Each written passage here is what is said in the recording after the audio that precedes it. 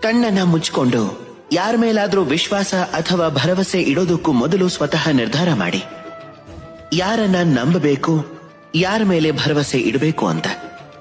ನಾನು ಹೇಳೋದೇನು ಅಂದ್ರೆ, ನೀವು ನಿಮ್ಮ ಮೇಲೆ ನಂಬಿಕೆ ಇಟ್ಕೊಳ್ಳಿ. ಯಾಕೆ ಅಂದ್ರೆ ಪ್ರಪಂಚದಲ್ಲಿ ನೀವು ಮಾಡೋಕಾಗದೇ ಇರೋದು ಯಾವುದೂ ಇಲ್ಲ. ಕೇವಲ ಕೆಲಸ ಮಾಡ್ತಾ ಹೋಗಿ. ಭರವಸೆ ಇಡೋದಾದ್ರೆ ಆ ದೇವರ ಮೇಲೆ. ಅವನು ನಿಮ್ಮ ಕೆಲಸ ನೋಡಿ ನಿಮ್ಮ ಕೆಲಸಕ್ಕೆ ತಕ್ಕ ಪ್ರತಿಫಲವನ್ನ ಕೊಟ್ಟೇ ಕೊಡ್ತಾನೆ. ನಿಮಗೆ ಸಫಲತೆ ಕೂಡ ಕೊಡ್ತಾನೆ. ಒಂದ್ ವೇಳೆ ನಿಮ್ಮ ನಂಬಿಕೆ ಅಚಲವಾಗಿದ್ರೆ, ಪರಿಶ್ರಮ ಸತತವಾಗಿದ್ರೆ, ಆಗ ದೇವರು ನಿಮ್ಮ ಭರವಸೆಯನ್ನ ಖಂಡಿತವಾಗ್ಲೂ ಸುಳ್ಳು ಮಾಡೋದೇ ಇಲ್ಲ. ಬನ್ನಿ ನನ್ನ ಜೊತೆ ಪ್ರೀತಿಯಿಂದ ಹೇಳಿ, ರಾಧೆ ರಾಧೆ.